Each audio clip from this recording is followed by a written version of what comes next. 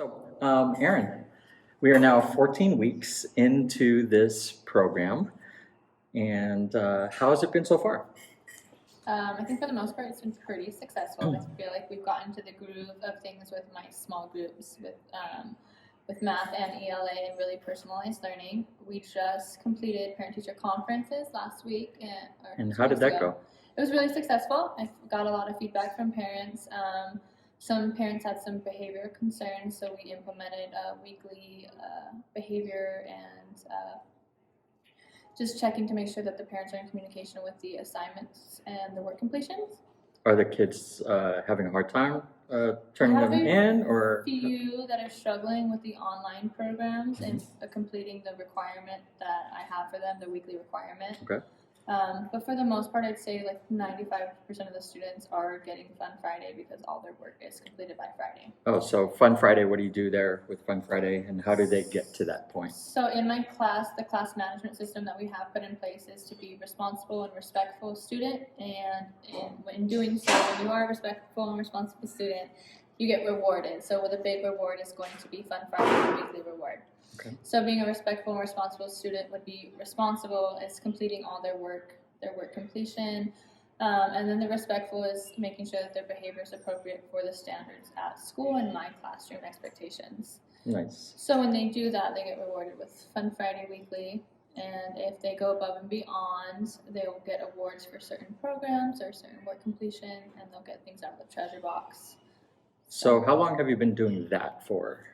So Fun Friday's been since the beginning of the school year, and Okay. then probably around week 4 we implemented bringing out the treasure box and doing our Friday awards. So awards are given for the top 2 earners in ST Math, and the top earner in iReady Reading, top earner in iReady Math. Also the RAS Kids was a reading program that we use. So the top earner in RAS Kids, as well as any students that's passed their extra math for the week, they get an award. All right, so how do you feel this has been working in your class? I think it's been a good system that motivates them to get their work done. I feel like the certificates going home is a good parent communication. The parents understand that their child is going above and beyond, and they are communicating with me that they appreciate that. So far, so good. All right, cool. What kind of things are you seeing as far as possibly some issues, or are you finding any issues right now with any students? What do you find actually is the most challenging thing that's going on right now? I would say outside behavior, the behavior that's happening outside of the classroom, and then when it impedes on the learning when we come inside the classroom, because I'm having to handle behavioral issues that were outside, and so it's taking away learning time. So we're really trying to work with my ACE to try to come up with a system where it doesn't impede the learning when they come inside the classroom.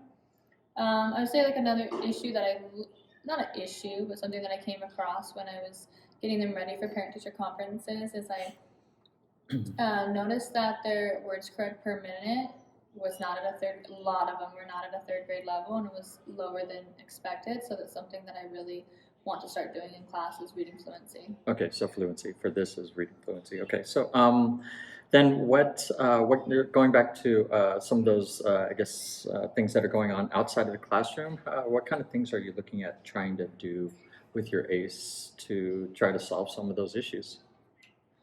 So her and I have it's kind of like just set black and white like expectations. Like her expectations have to be the same as my expectations, so the students are on a clear understanding of what their expectations are. And really, we've been trying to reward positive behavior, so giving pause for the students that are setting the example for their peers. Okay. And then working with the other 3rd grade team, because it seems to be not just my particular class, but a whole grade level issue.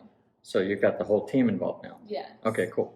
So now when it comes to academics, what kind of things are you finding that your kids may be having some issues or challenges with? So reading fluency is a big one, and then reading comprehension. Just in their iReady scores, their reading comprehension was really low. I don't think that their iReady scores really showed their capabilities. I Mhm. think that they were just kind of out of it when they were taking their iReady. But reading comprehension, they just scored very low on. So I've really been trying to find a system to do those small reading groups to work on fluency and comprehension. And I haven't quite found something that worked yet. What have you tried so far? So we're really trying to finish our animal report right now. So we're finishing up our big writing assignment, and that should be wrapped up right now, right before Thanksgiving break. So when we come back from Thanksgiving break, we're really going to try to do reading groups using the Wonders curriculum and using the personalized learning for their reading levels. And you have a trip to the zoo too, right? Or no? Yeah, so Friday we'll be going to the Okay. wild animal park Okay. because we're doing our animal reports, and then we're also doing ecosystems Okay. and science. So we're implementing both. Okay, so now along with the fluency and your reading comprehension, I know that you had mentioned also before when we talked before was writing being some of a challenge. So what are you seeing as far as that challenge in writing? The students are really struggling with writing. They become easily frustrated.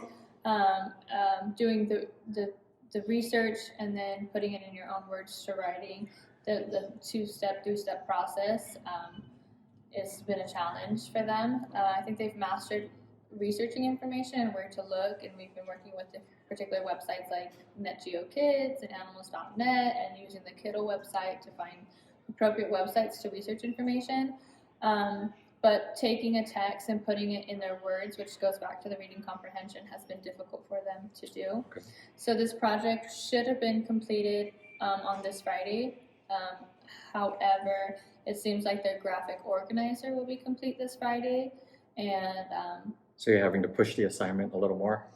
Yeah, so I want to meet with the third grade team to see if the graphic organizer should stand for their whole writing assignment, for their informative writing, or if I need to take the graphic organizer and have them type it or have them write it up to have a final draft. So I have to meet with the third grade team to see what the other teacher is expecting for their final draft. And Okay.